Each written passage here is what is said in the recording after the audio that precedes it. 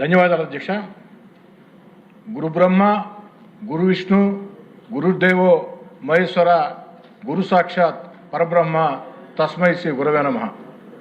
ఈ పవిత్ర పుణ్య భారతదేశంలో గురువులకి మనం ఇచ్చే గౌరవం అది.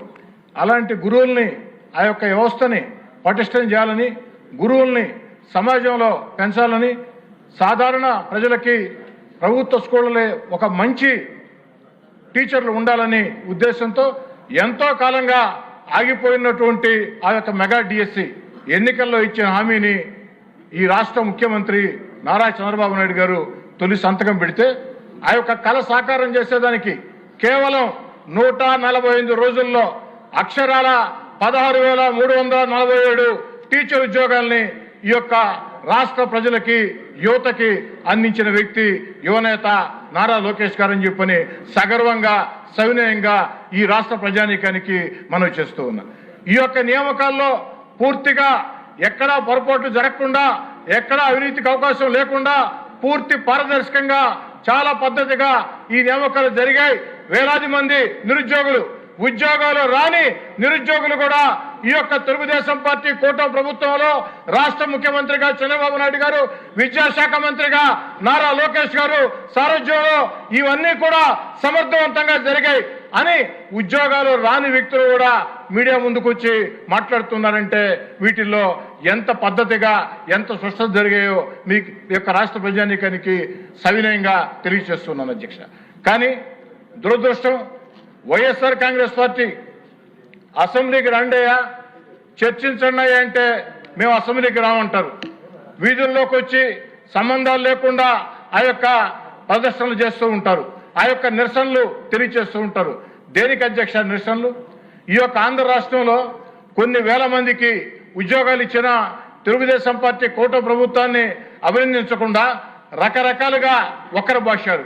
ఎంత దారుణం అంటే అధ్యక్ష, స్పోర్ట్స్ కోటా అంటారు.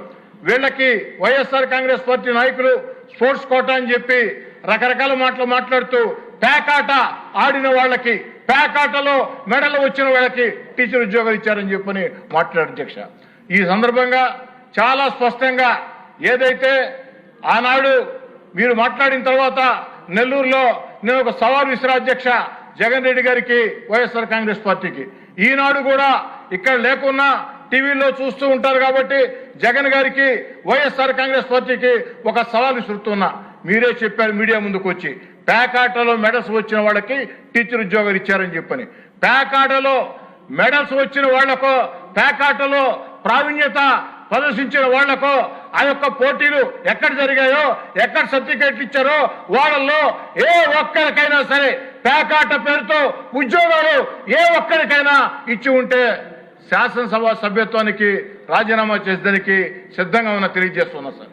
ఎంత బాధాకరం అంటే గోళీలాటకి, ఫుట్బాల్కి వైఎస్ఆర్ కాంగ్రెస్ పార్టీకి తేడా తెలియదు. గోళీలాటకి, ఫుట్బాల్కి తేడా తెలియదు. బెల్లంకోడికి, క్రికెట్కి తేడా తెలియదు. ఇలాంటి వీళ్ళు ఏదైతే ఆ యొక్క అంతర్జాతీయ ఒలింపిక్ సంఘం, ఆసియా ఒలింపిక్ సంఘం చాలా స్పష్టంగా బ్రిడ్జ్ గేమ్ ని గుర్తించింది. అంతేకాకుండా క్రీడా పోటీలనై రాష్ట్ర పరిధిలో కాదు, దేశం, కేంద్రం 65 అక్షరాల 65 క్రీడా పోటీల్ని, ఈ క్రీడలను పెట్టాలని చెప్పని చెప్పడం జరిగింది. అదే క్రీడలు పెట్టడం జరిగింది. కానీ ఆ పెట్టిన వాటిల్లో ఇంత చెప్పిన బ్రిడ్జ్ గేమ్, ఆ బ్రిడ్జ్ గేమ్ కింద ఈ రాష్ట్రంలో ఏ ఒక్కరికి ఉద్యోగం రాలా, అర్హులు లేరు కాబట్టి. కానీ ఒక బ్రిడ్జ్ గేమ్ ని కేంద్రం గుర్తించి, అంతర్జాతీయ ఒలింపిక్ సంఘం గుర్తించి, ఆసియా ఒలింపిక్ సంఘం గుర్తించి ఇది క్రీడ అని చెప్తే పాపం జగన్మోహన్ రెడ్డి గారు క్రీడ కాదంటారు.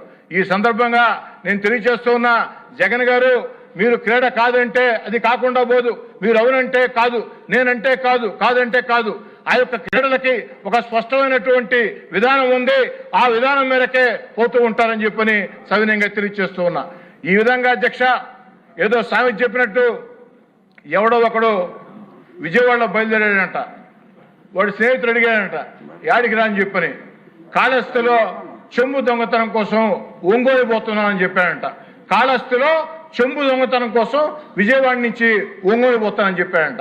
ఆ విధంగా సంబంధం లేకుండా పిచ్చి పిచ్చిగా నిరసన దీక్షలు. నేను జగన్ రెడ్డి గారికి చెప్తూ ఉన్నా, జగన్ గారు మీరు చేయాల్సింది నిరసన దీక్షలు కాదు, ప్రాయశ్చిత్త దీక్షలు చేయండి. ఎందుకంటే 5 ఏళ్లుగా ఈ ఆంధ్ర రాష్ట్రాన్ని మీరు సర్వనాశనం చేస్తే ఆ సర్వనాశనం చేసిన ఆంధ్ర రాష్ట్రాన్ని గాడిన పెడుతూ చంద్రబాబు నాయుడు గారు అభివృద్ధి సంక్షేమం రెండు నడిపిస్తూ అమరావతి రాజధాని నిర్మిస్తూ పోలవరాన్ని పరుగులు పెట్టిస్తూ మన బిడ్డలకి ఉద్యోగాలు వచ్చేదానికి లక్షల పెట్టుబడులు తెస్తూ అన్ని రకాల ముందుకు సాగుతున్నాడు. ఈ పనులు నేను ఎందుకు చేయలేకపోయినా అని మీరు ప్రాయశ్చిత్త దీక్షలు చేయండి. అంతేగాని నిరసన దీక్షలు చేసే అర్హత మీకు లేదు. అయితే ఈ సందర్భంగా ఒక మాట చెప్తా అధ్యక్ష, 12 సంవత్సరాల నుంచి ఈ శాసనసభలో నేను సభ్యుడిగా ఉన్నా.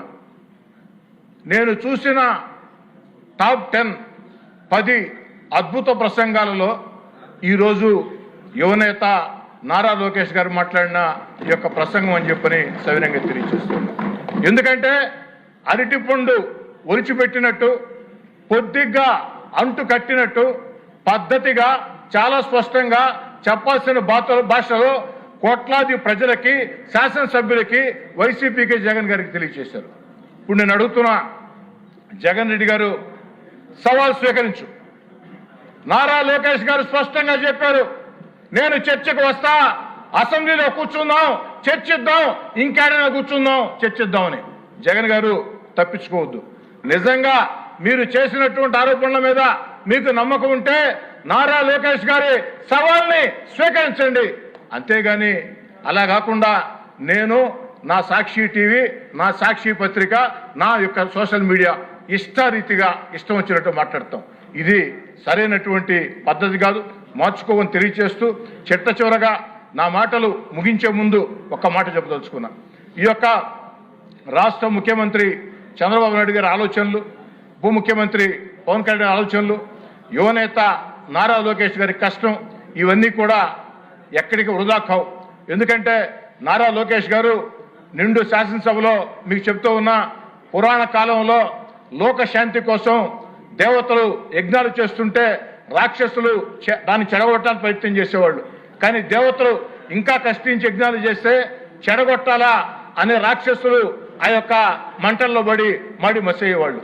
25 ఏళ్ల క్రితం ఈ రాష్ట్రానికి నారా చంద్రబాబు నాయుడు గారు ముఖ్యమంత్రిగా ఉన్నప్పుడు ఆనాడు చంద్రబాబు గారు కంప్యూటర్లు కంప్యూటర్లు కంప్యూటర్లు కంప్యూటర్లు అంటే చాలా మంది మాట్లాడిన మాట, కంప్యూటర్లు కూడు పెడతాయా గూడు పెడతాయని.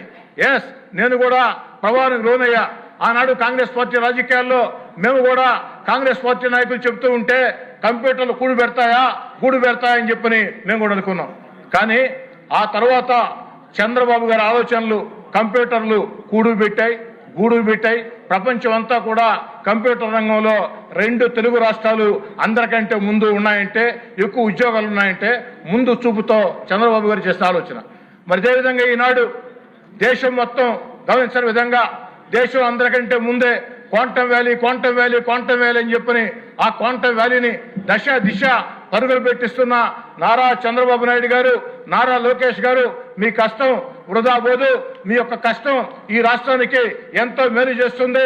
ఈ రాష్ట్రంలో ఉండే జెన్జీ యువత, ఈ రాష్ట్రంలో ఉండే ఆల్ఫా యువత ఎవరిని కోరుకుంటుందంటే నారా లోకేష్ గారిని నాయకత్వాన్ని కోరుకుంటూ ఉంది.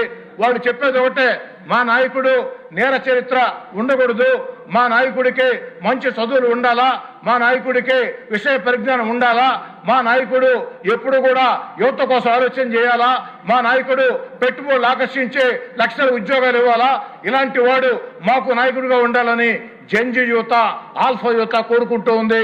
ఆంధ్రప్రదేశ్ లో జెన్జీ యువత, ఆల్ఫా యువత ఆకాంక్షలకి, గుండె చప్పుళ్ళకి ఒక్క నారా లోకేష్ గారి నాయకత్వం ఖచ్చితంగా అన్ని రకాల కూడా మేలు చేస్తుంది. వాళ్ళ కోరికని తెలియజేస్తూ ఒక సీనియర్ శాసనసభ్యుడిగా తెలియజేస్తూ ఈనాటి ఈ యొక్క కార్యక్రమంలో, ఈ యొక్క చర్చా కార్యక్రమంలో నాకు అవకాశం ఇచ్చిన దానికి ప్రత్యేకంగా అందరికి కూడా ధన్యవాదాలు తెలియజేసుకుంటున్నాను.